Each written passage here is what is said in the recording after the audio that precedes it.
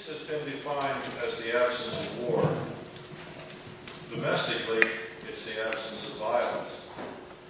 In our society, there is simply too much violence, not enough peace. Typically, in the hour that we're together today, 200 Americans will be assaulted, 2 will be murdered, 78 women will be raped, 100 children will be abused. And the cost is approximately $300 billion a year in our country, nearly $1 billion a day. This is simply unacceptable.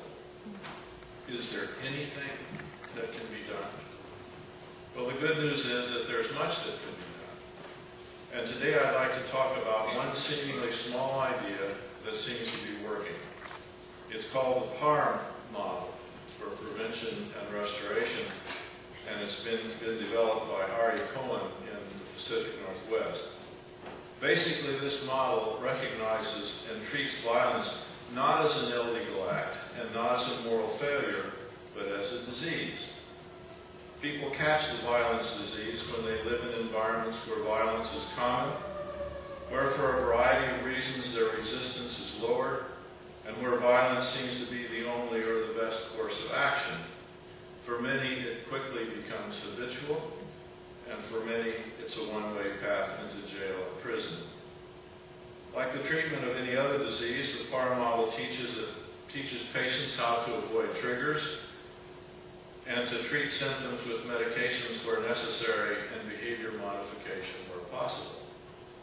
It replaces fear, punishment, and revenge with wisdom, compassion, and healing.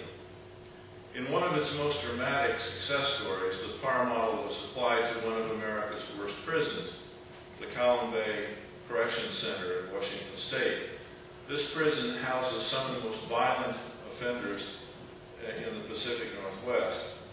And the prison was experiencing about 200 cases of violence each month, about 7 a day. These were forcible rapes, assaults, that sort of thing. And they were experiencing 200 of these a month. They hoped for a measurable reduction in such cases with a one-time exposure to the model by the 50 or so worst offenders in the prison. Any kind of reduction would have been welcome. What they experienced was a 100% reduction in violence for 3 weeks. And the first case of violence came by a recent arrival in the prison who hadn't been exposed to the model.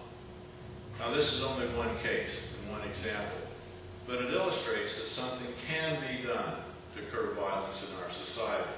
And this is just one of dozens of programs that various individuals have worked out to treat violence, and they work. We can do something about violence. Hopefully, after we have gotten over correcting the health delivery system in our country, after we've recovered our economy, maybe then we can direct our attention to peace. And hopefully then we can solve this problem and reduce the violence in our society. It can be done. It must be done. And by all that's holy, someday it will be